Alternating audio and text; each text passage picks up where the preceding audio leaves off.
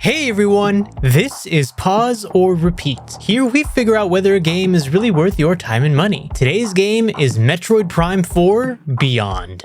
Once thought to never come out, Metroid Prime 4 is finally here to follow Prime 3 from 2007. Of course, Samus Aran is back and Metroids are causing chaos across the galaxy, alongside Sylux the Bounty Hunter and the always present space pirates. Samus finds herself mysteriously transported to planet Vuros. It is there she is told that she is the chosen one from prophecy to save the Lemorn, a psychic race. She then sets out on the path laid before her to save this ancient alien race. But now the question still stands. Pause or repeat?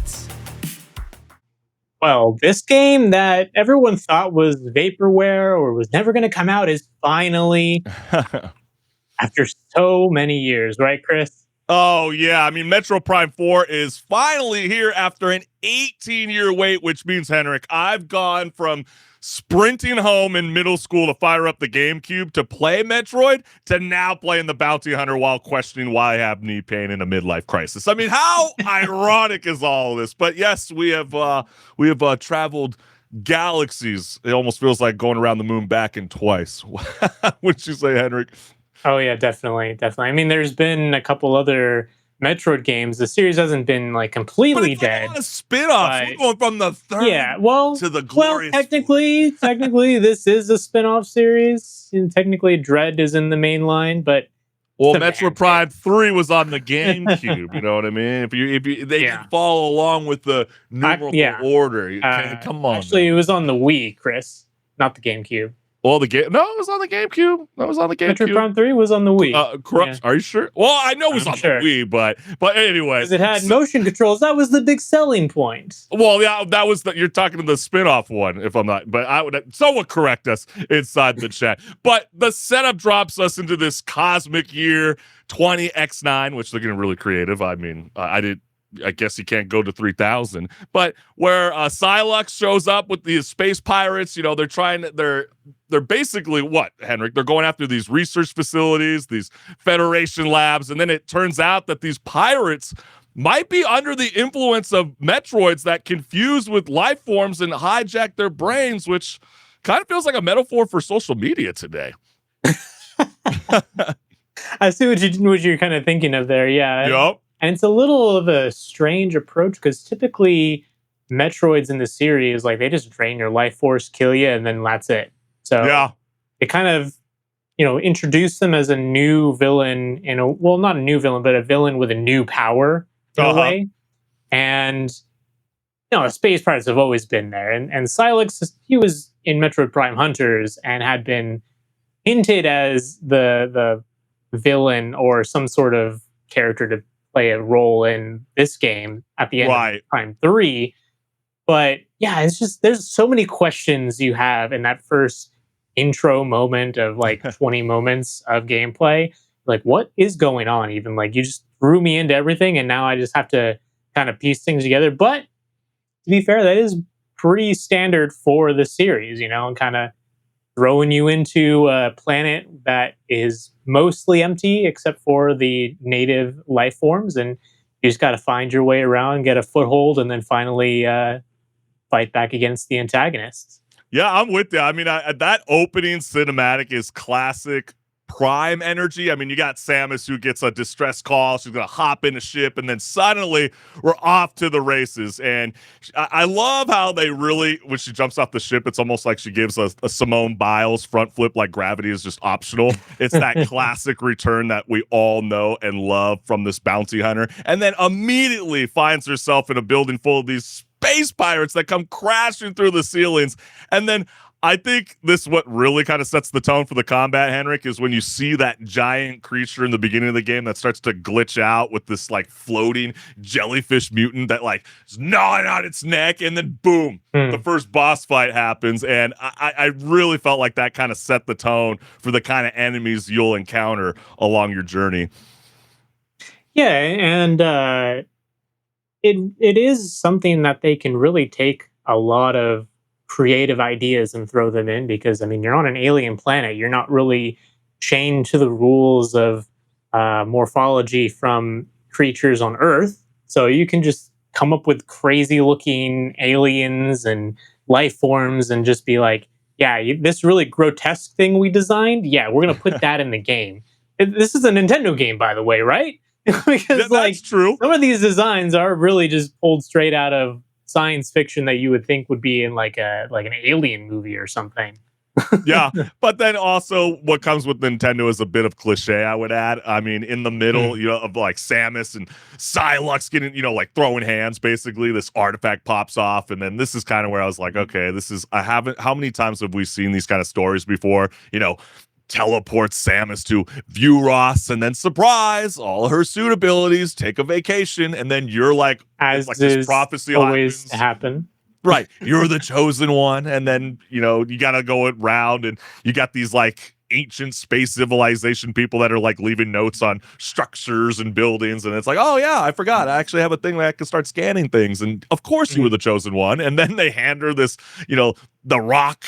They tell her to collect these 5 keys, which for some reason just kind of made me laugh because I don't know why my mind went to Crash Bandicoot, like those warp rooms. It's like you have to collect the 1 key to unlock the next level design and keep pushing the movie forward. But did you feel like this was a bit of like a retro in design philosophy?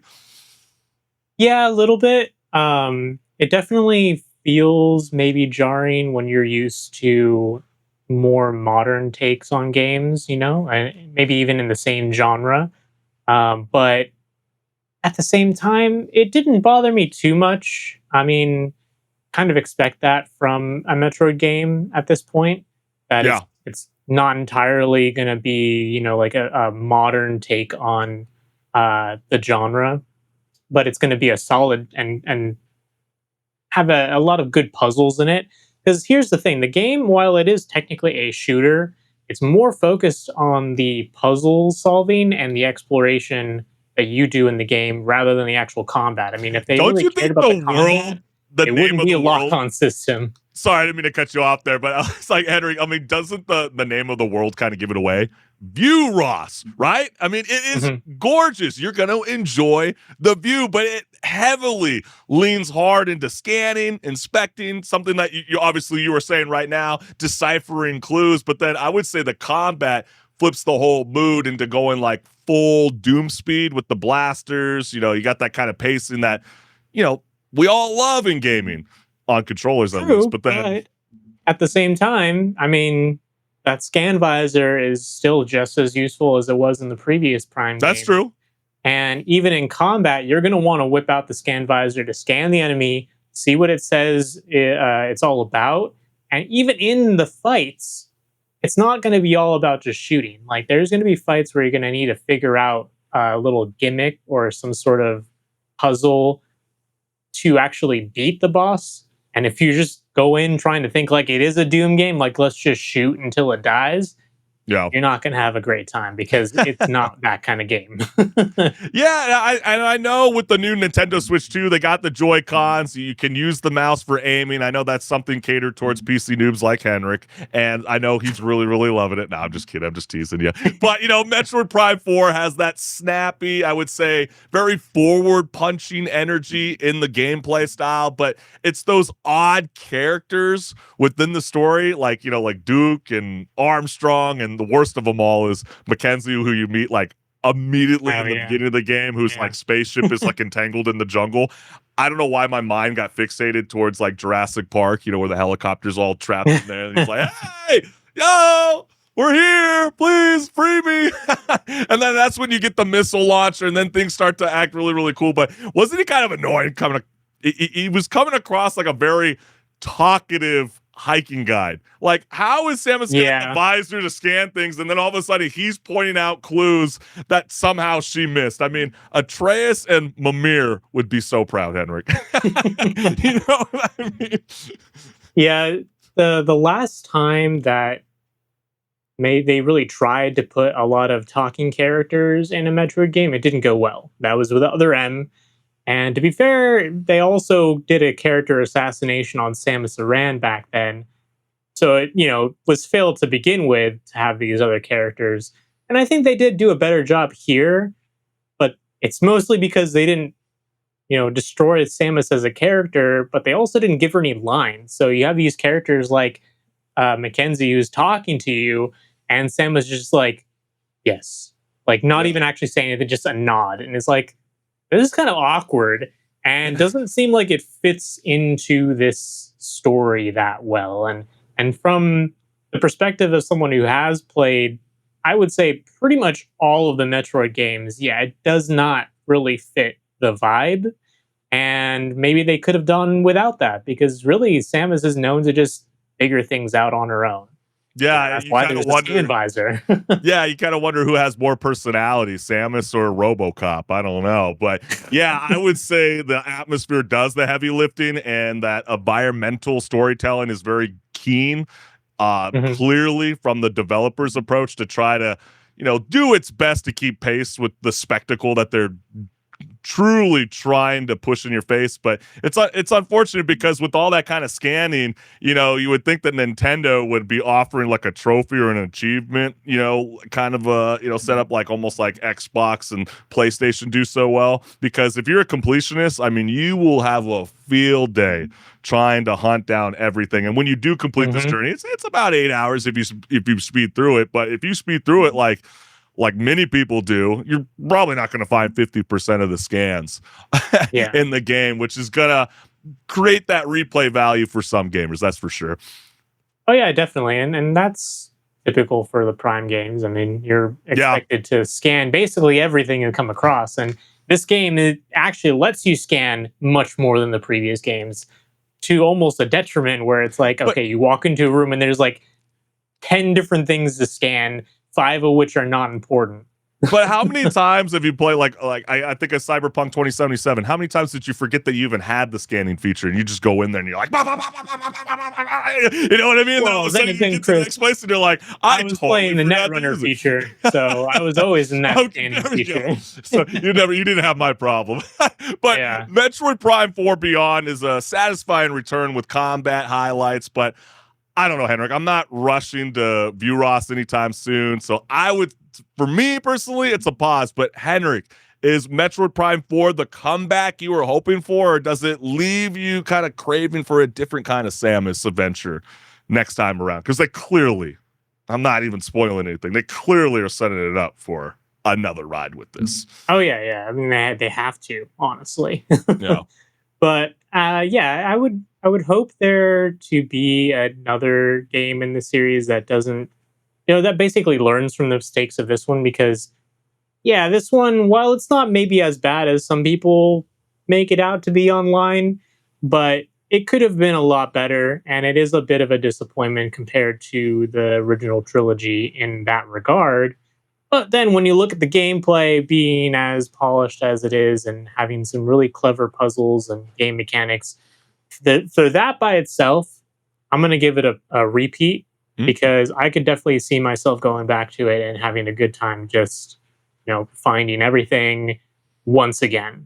Well, make sure that you have your amiibo with you so you can have some music while you enjoy your motorcycle ride in that Yeah, deserted that I wasteland. can't defend that. That is such a ridiculous choice to lock that behind an amiibo. Yeah, the more I kept thinking about that, it's like it does kind of suck and it is shitty, but it's like I feel like I've said this before on Rage Quit, where it's like I almost feel like Epic Games and Fortnite could take advantage of that move. You know what I mean? Where you could buy your favorite Fortnite character, scan the code on the bottom, and at least I have a physical copy and it's not just locked in a That's digital true. realm. But then Yeah. again, we want to know from you, the gamers, when it comes to Metroid Prime 4 Beyond, is this a pause to play something else or a repeat to bask in Samus's glory all over again? Let us know what's good.